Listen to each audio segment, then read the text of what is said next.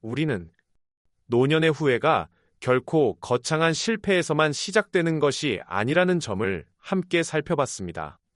삶의 마지막 순간에 많은 이들이 조용히 떠올리게 되는 돈에 관한 과연 어떤 모습인지, 그리고 이제부터는 조금 더 가까이 들여다보려 합니다. 임종을 앞두었거나 생애의 후반부에 들어선 어르신들을 대상으로 한 여러 연구와 인터뷰에는 놀라울 만큼 비슷한 패턴이 반복해서 등장합니다.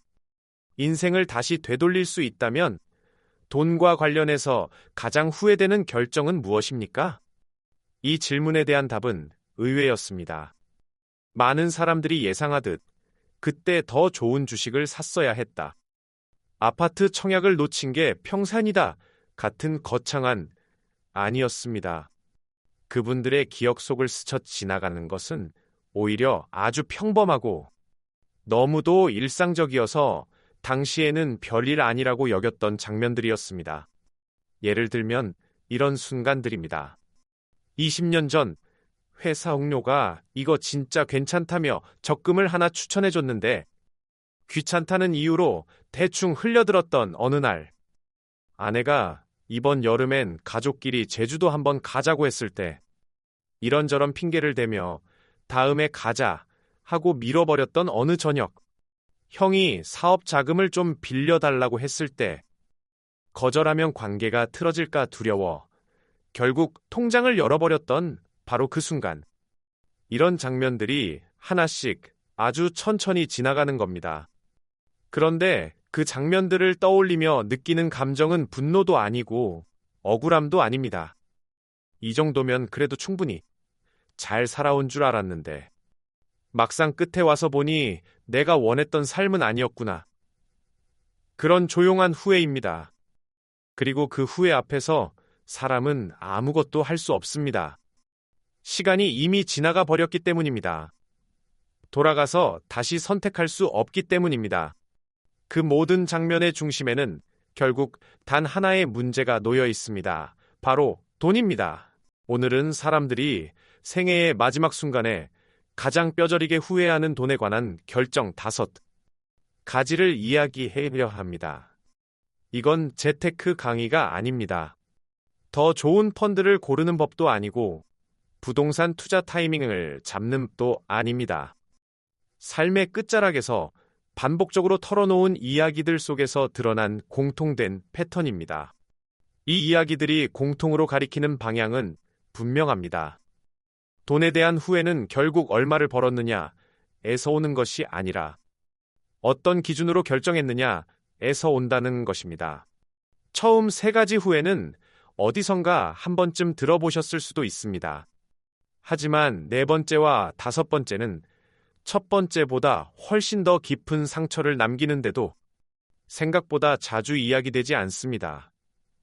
그래서 더 조용하고 그래서 더 무섭습니다. 오늘 이 이야기를 끝까지 듣고 나면 아마 많은 분들이 문득 이런 느낌을 받을지도 모릅니다. 혹시 지금 내 삶 어딘가에서도 저 후회가 이미 조용히 자라고 있는 건 아닐까? 그렇다면 가장 먼저 꼽히는 첫 번째 후회부터 이야기해 보겠습니다. 첫 번째 후회는 바로 노후 준비를 충분히 하지 못했다는 것입니다.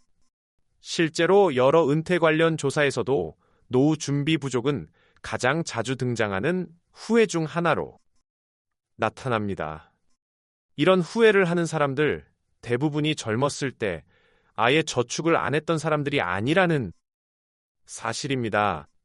그런데 흥미로운 점은 저축을 했습니다. 다만 너무 늦게 시작했거나 너무 적게 했던 것이죠. 돈에는 시간이 쌓이면 눈덩이처럼 불어나는 성질이 있습니다. 우리가 흔히 말하는 복리입니다. 겨울에 눈사람을 만들 때를 떠올려 보세요. 처음 손에 쥐는 눈덩이는 아주 작습니다. 그런데 그걸 굴리면 굴릴수록 표면에 붙는 눈이 점점 많아지고 어느 순간에는 처음과 비교도 안 될 정도로 커집니다. 돈도 마찬가지입니다. 매달 20만 원씩 꾸준히 운용한다고 가정했을 때 25살에 시작하면 64살이 되었을 때 약 5억 가까운 규모가 될 수 있습니다. 하지만 35살에 같은 조건으로 시작하면 약 2억 4천만 원 수준에 머무르게 됩니다. 단지 10년 늦게 시작했을 뿐인데 결과는 거의 반으로 줄어드는 겁니다. 시간은 결코 기다려주지 않습니다. 하지만 사람들은 젊을 때 이 감각을 피부로 잘 느끼지 못합니다. 30대의 통장에 돈이 많지 않아도 크게 두렵지 않습니다. 몸이 건강하고 아직 일할 수 있는 시간이 충분히 남아있다고 느끼기 때문입니다. 40대도 어떻게든 버텨냅니다. 하지만 70대의 통장이 비게 되면 어떻게 될까요? 새벽에 일어나 편의점 아르바이트를 하거나 자식에게 손을 벌려야 하는 상황이 찾아올 수 있습니다. 이미 몸은 예전 같지 않고 이게 막연한 상상이 아니라는 점이 더 무겁습니다.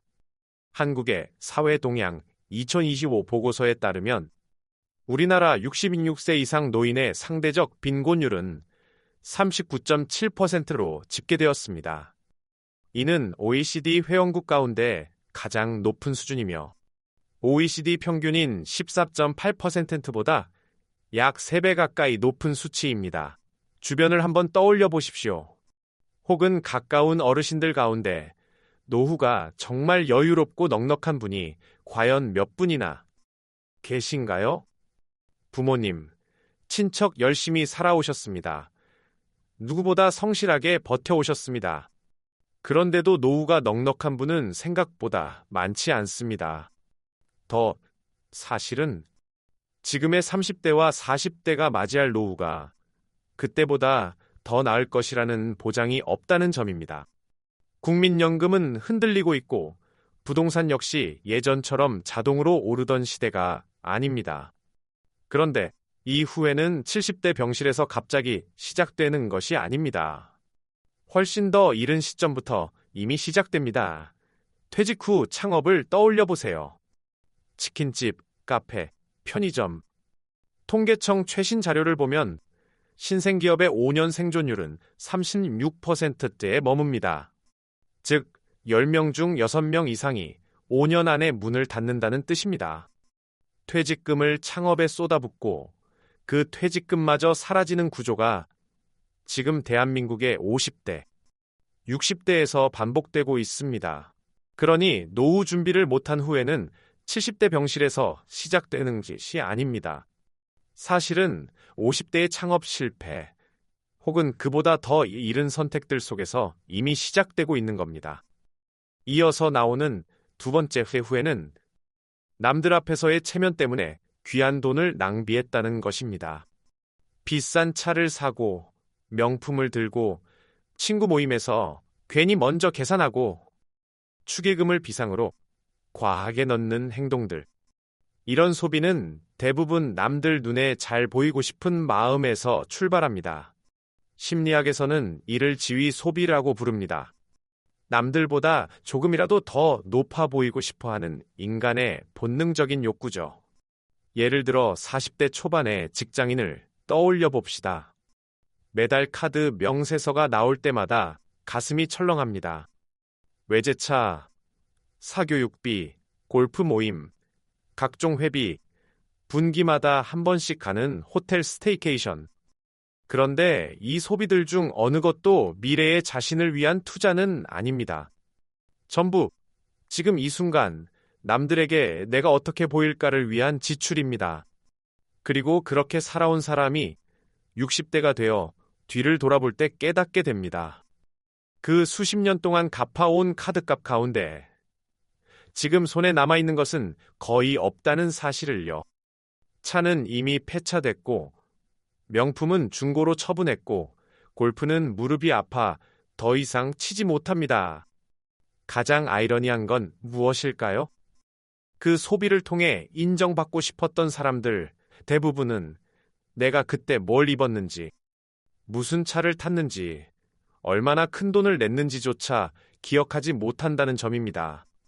그 비싼 차를 봤던 친구들은 지금 각자의 삶에 바빠 내가 당시 무엇을 몰았는지도 기억하지 못합니다.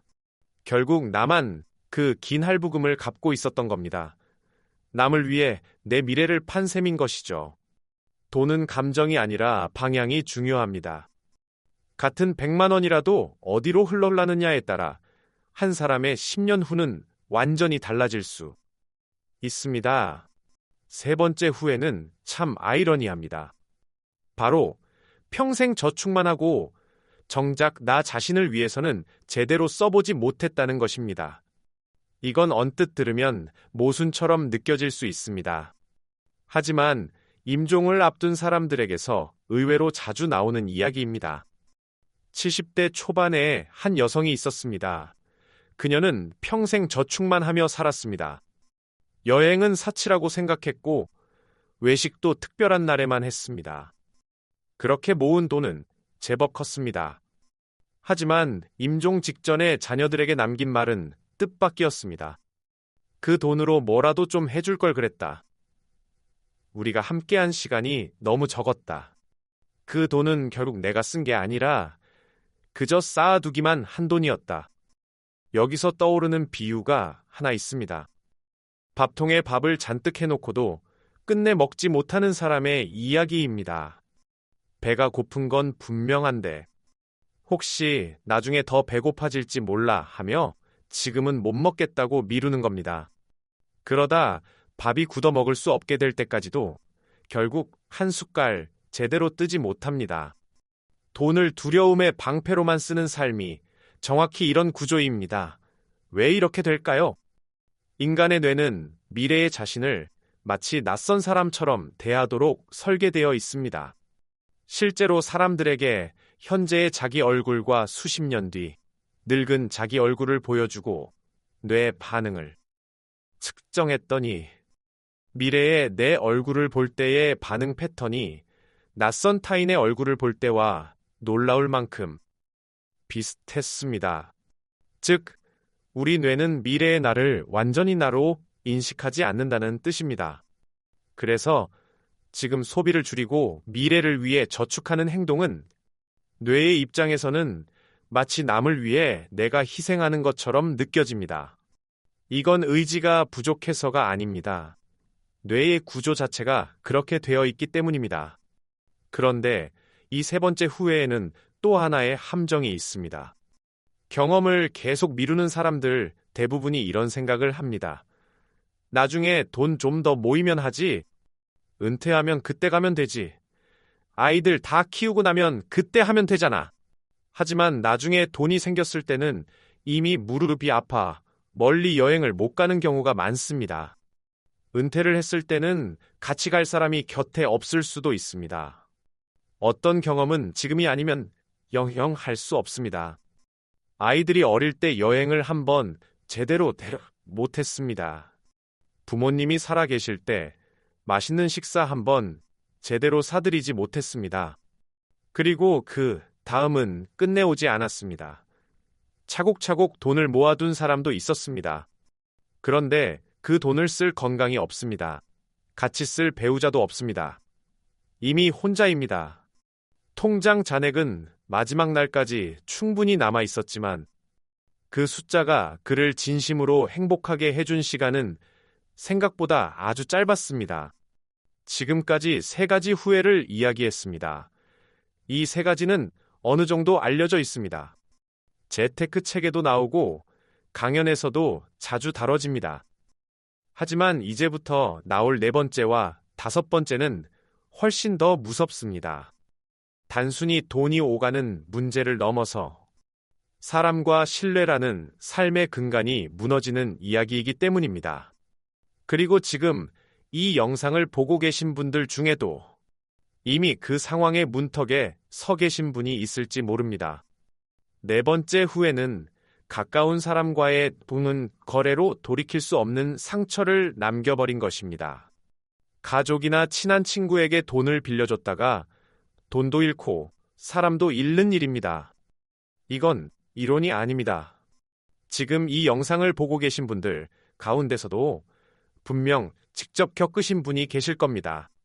예를 들어 동생이 사업을 시작한다고 합시다. 아직 기반이 없어서 초반 운영 자금이 필요하다고 말합니다. 눈물까지 글썽이며 부탁합니다. 이걸 거절할 수 있는 형이 얼마나 될까요? 형제잖아요. 20년 넘게 함께 자라온 형제입니다. 그래서 결국 돈을 줍니다. 어쩌면 그게 당연하다고 느껴지기까지 합니다. 처음에는 잘 될 것 같았습니다. 동생도 열심히 했습니다. 하지만 세상은 그렇게 만만하지 않았습니다. 사업이 풀리지 않았고 돈을 갚을 수 없게 되었습니다. 처음엔 몇 달만 기다려 달라고 하더니 시간이 갈수록 연락은 뜸해지고 급기야 명절에도 얼굴을 보지 않게 됩니다. 어머니 생신에도 둘이 한자리에 앉지 못하고 아이들끼리도 사촌인데 어색하게 지내게 됩니다. 가장 잔인한 건 무엇일까요? 돈은 다시 벌 수 있습니다. 하지만 그 관계는 돌아오지 않습니다. 30년, 50년을 쌓아온 인연이 단 한 번의 돈 거래로 끊어지는 경험. 그 기억이 죽음을 앞둔 순간 떠오르면 사람은 얼마나 쓸쓸해질까요? 병실 침대에 누워 그 형제가 지금 어디서 무엇을 하고 있는지조차 모른 채 눈을 감는 겁니다. 원망도 없습니다. 그저 보고 싶은 겁니다. 그런데 볼 수가 없습니다. 그리고 이 후회가 더 이유가 있습니다. 단지 한 사람을 잃는 데서 끝나지 않고 그 이후 삶 전체의 관계 방식이 바뀌어 버리기 때문입니다.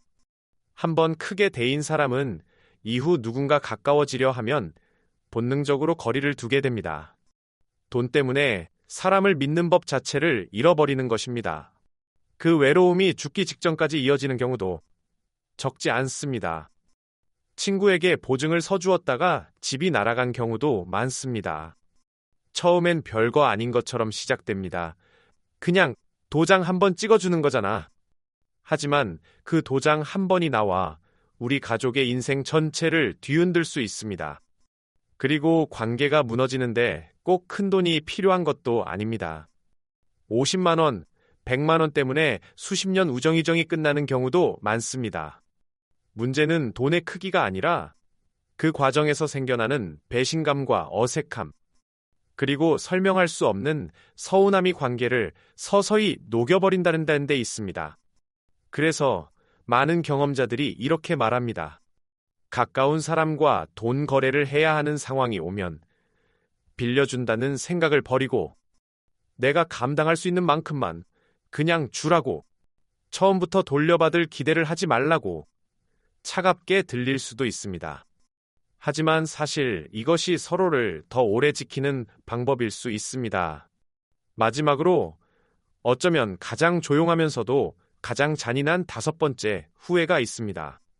바로 내 건강을 담보로 돈을 벌어왔다는 것입니다. 20대, 30대, 40대에 정말 열심히 일했습니다. 쉬는 날도 없이 버텼고 몸이 아파도 참았습니다. 건강검진은 나중에 시간 나면 받지 뭐 하고 계속 미뤘습니다. 그렇게 해서 돈을 모았습니다. 그런데 막상 그 돈으로 무엇을 했느냐고 묻는다면 많은 경우 대답은 씁쓸합니다. 아픈 몸을 치료하는데 거의 다 썼다는 것입니다. 암 진단을 받았습니다. 수술비와 치료비가 수천만 원입니다. 항암 치료도 받아야 합니다. 치료 기간 동안은 일을 할 수 없으니 소득도 끊깁니다. 그렇게 평생 아껴 모아둔 돈이 병원비로 조용히 사라져 갑니다. 모아둔 돈이 내 즐거움을 것이 아니라 고통을 줄이기 위한 비용으로만 쓰이게 되는 것입니다. 결국 돈을 벌어서 병원비를 낸 셈이 되는 겁니다. 건강보험 통계에서도 65세 이상 1인당 연평균 진료비가 매우 높은 수준으로 나타납니다. 이 숫자가 말해주는 건 단순한 비용의 문제가 아닙니다. 지금 열심히 모으고 있는 돈이 결국 어디로 흘러가게 될지를 한 번쯤은 정면으로 바라봐야 한다는 뜻입니다. 이 후회가 더 잔인하게 느껴지는 이유는 이런 경우 때문입니다. 40대에 과로로 쓰러진 한 여성이 있었습니다. 다행히 회복은 했지만 한동안 병원 생활을 해야 했습니다. 그녀가 병상에서 깨달은 것이 있습니다. 자신이 그렇게까지 무리했던 이유가 결국 아이들 학원비와 더 좋은 동네의 월세를 감당하기 위해서였던 것입니다. 그 학원비를 내기 위해 몸을 갈아 넣다가 쓰러졌고, 정작 쓰러지고 나니 학원도 더 이상 보낼 수 없게 되었습니다. 그녀는 그 순간 아주 이상한 감정을 느꼈다고 합니다. 분노도 아니고 슬픔도 아닌 황당함이었습니다.